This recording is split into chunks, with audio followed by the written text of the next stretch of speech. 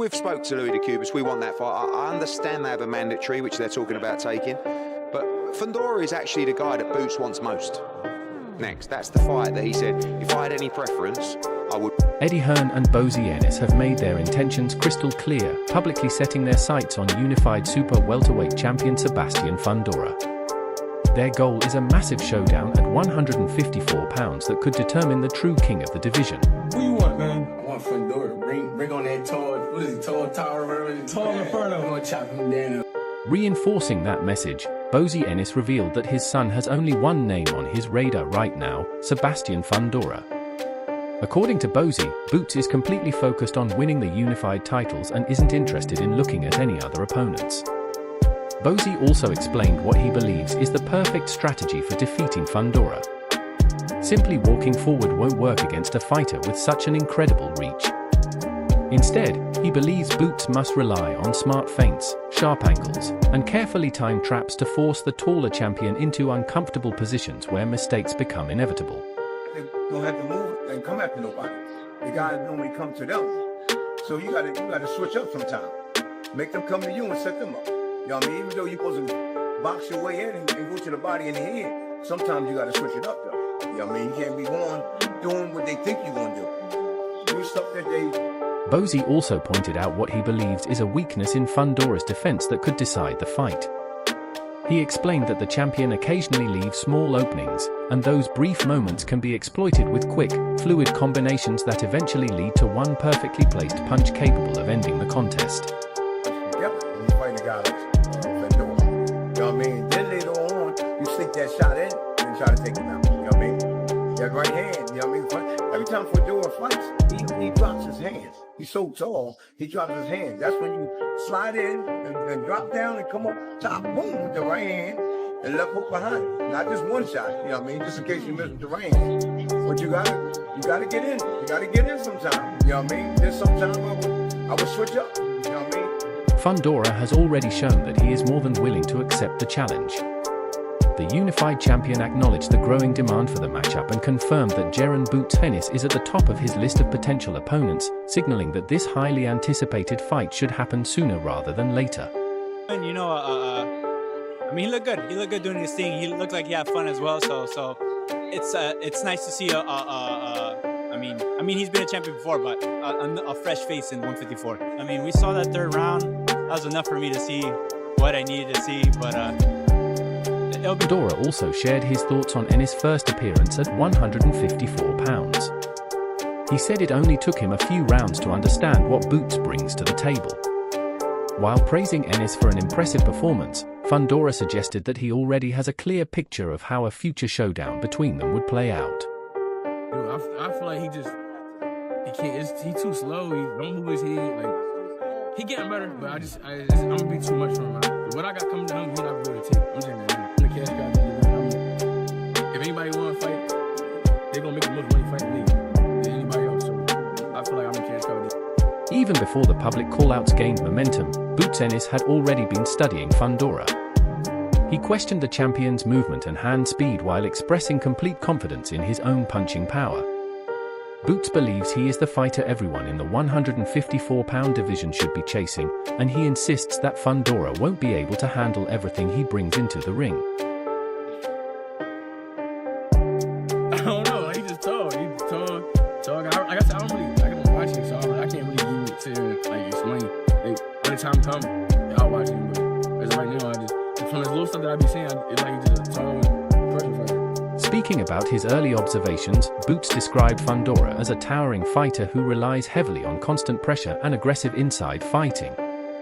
Although he plans to study more film before the fight, his first impression was that Fundora's overall style is relatively straightforward despite his unusual height and reach.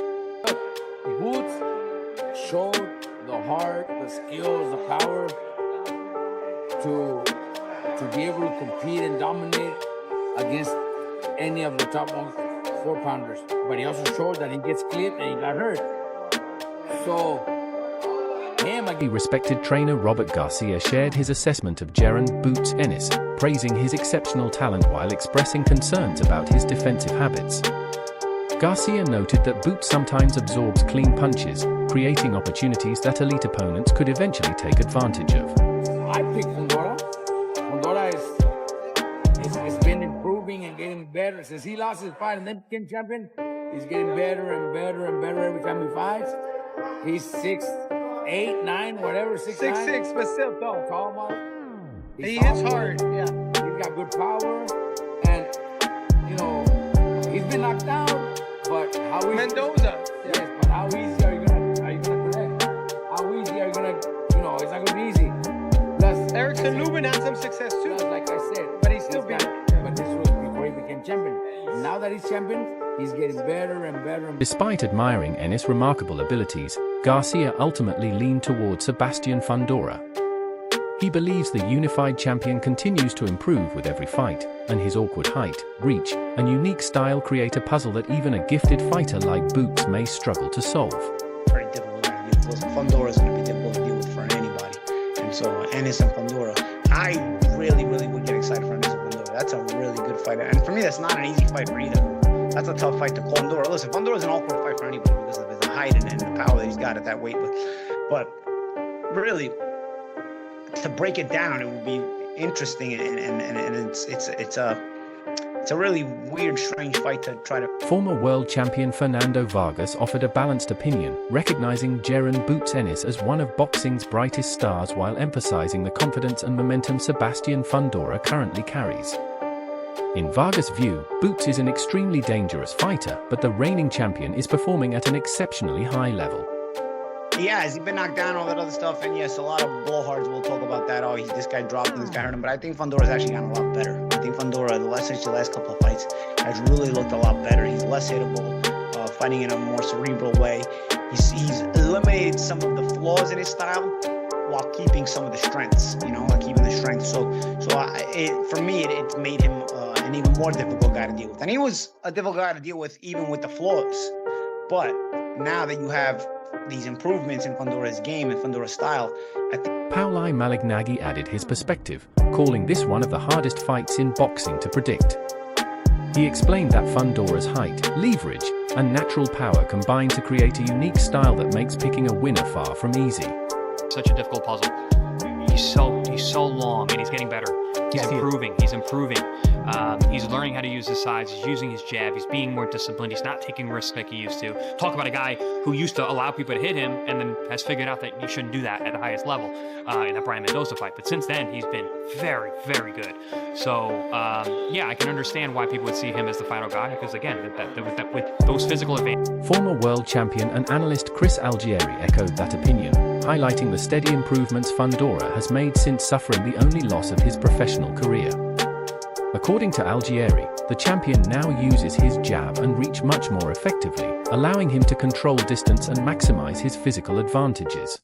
Yes, a little better, but still, he is coming after you behind that jab. He doesn't stop. I don't know what his punch numbers are. They got to go through the roof. As soon as I think he jabs in his sleep. I think that he's like if you went in and you peeked in on him when he's sleeping like this. But that's how poor jab. The jab. He's coming out of the locker room. I think when he's eating dinner. He never stops. He don't leave you alone. And he's coming forward. He's always putting pressure. He's breaking you down. And then he puts punches together nice. He goes to the body. He throws uppercuts. He puts them together real well. But Teddy Atlas focused on Fundora's relentless work rate, explaining how the champion constantly pumps out his lead hand to wear opponents down both mentally and physically. Atlas said that Fundora's non-stop pressure and high punch output make him an exhausting opponent, even though his long frame can still leave openings for well-timed counters. a little tougher, but he's going to pressure because that's what he does. He's a fighter. And when he does, he is a target. He's a tall target. And is a sharpshooter. He'll find that target. And there's one other, and I'll leave it at that. Not only his head is a toy, and he's been knocked out once, we know that, but not only is his head a target, there's a tall, skinny body, lean body that's going to be a target for... Looking specifically at the inside battle, Teddy Atlas believes Boots Ennis' pinpoint accuracy could become a major factor. He noted that Fundora's unusually long body presents a large target, and memories of his previous stoppage loss suggest that accurate counter-punches could expose those vulnerabilities once again. Just because he's 6'7", 154 pounds, southpaw. They made him in a lab somewhere. Where he's from Texas, San Antonio. Huh?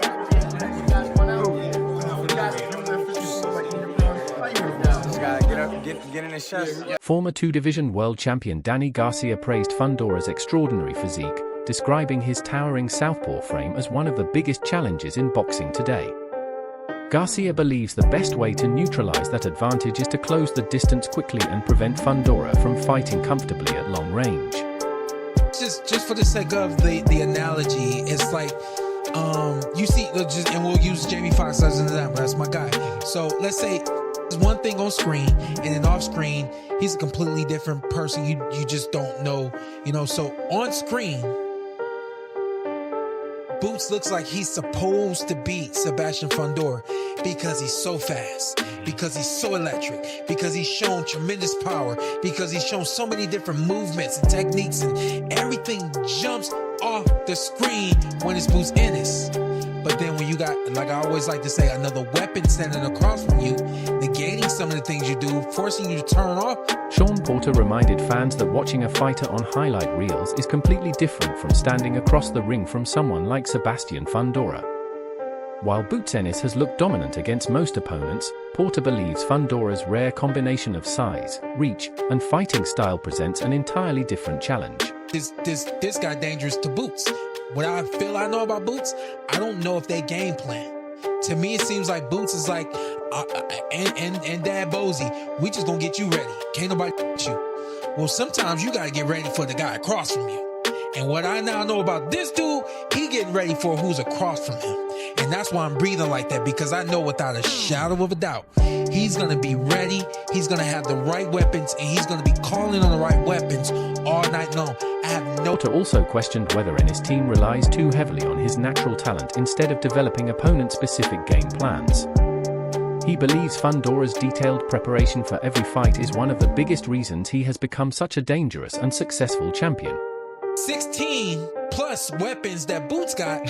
Boots be like this. Yeah. You gotta, bruh. With this one right here, it's gotta be, all right, shotgun. Don't do it. All right, stop. All right, done. You know what I mean? Like, we gotta be pulling out the right things at the right time. We gotta be prepared to come to the ring with 8 weapons that we know we need against this dude. Not 16 weapons because we got 16. And to me, that's the difference between a Boots Ennis and a... Continuing that thought, Porter stressed that talent alone will not guarantee victory. He believes Boots must choose the right tactics at the right moments because discipline, patience, and smart decision-making will be essential against an opponent with Fundora's unique physical advantages. See, like when the tiger go after the giraffe, and they be working him out, even though he be trying little shit, be doing little shit. It's just hard to get the motherfuckers off it. You know what I'm saying? It's gonna be like a tiger and a giraffe. One of them things. Trainer Greg Hackett compared the matchup to a predator patiently hunting its prey. In his opinion, once Boots Ennis finds his rhythm against the taller champion, the pressure will gradually build until it becomes overwhelming, creating opportunities to take control of the fight. Be fair and give Boots his due. Right now at 154, he is the man. And a big challenge for him will be Fundora. Fundora's a big challenge for anybody because of how long he is in his height. But Boots has enough in his arsenal. Claressa Shields gave Jaron Boots Ennis tremendous praise, calling him one of the elite fighters in the 154-pound division while acknowledging the unique challenges created by Sebastian Fundora's size. Even so, she believes Boots has every tool necessary to overcome those obstacles. Shields said that, in her opinion, Boots deserves full credit for what he has accomplished and remains the man to beat at 154 pounds.